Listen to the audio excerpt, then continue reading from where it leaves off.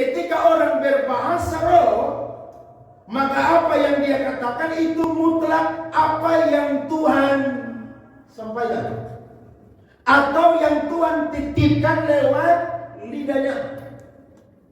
Tidak sembarangan berbahasa roh. Bahasa roh yang terjadi pada hari raya Pentakosta adalah bahasa roh yang dapat dimengerti.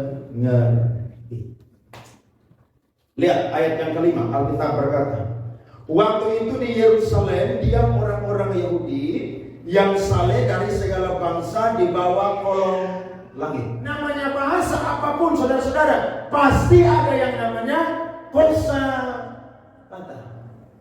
Nah, pada waktu itu mereka diberikan bahasa roh, saudara-saudara. Saya catat, tujuannya pada waktu itu adalah Allah memberikan bahasa roh yang dapat dimengerti untuk kepentingan orang lain, adalah untuk kepentingan penginjilan. Kenapa? Karena orang-orang yang hadir pada waktu itu mereka tuh orang Yahudi tapi belum Kristen. Nah, bagaimana rasul-rasul bisa menginjili mereka, khotbah kepada mereka, sedangkan mereka itu datang dari luar Yerusalem.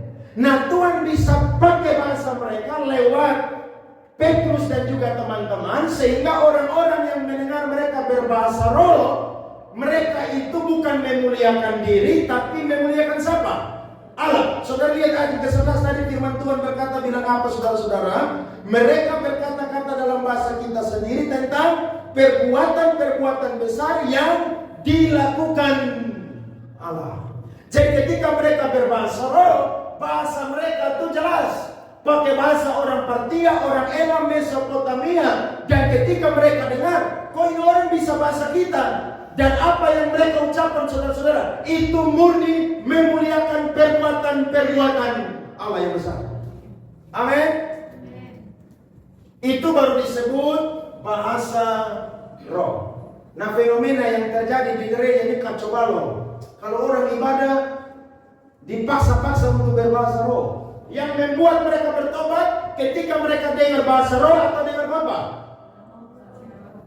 Dengar khotbah. Bahasa roh itu menjadi pintu pembuka aja supaya Injil diberitakan.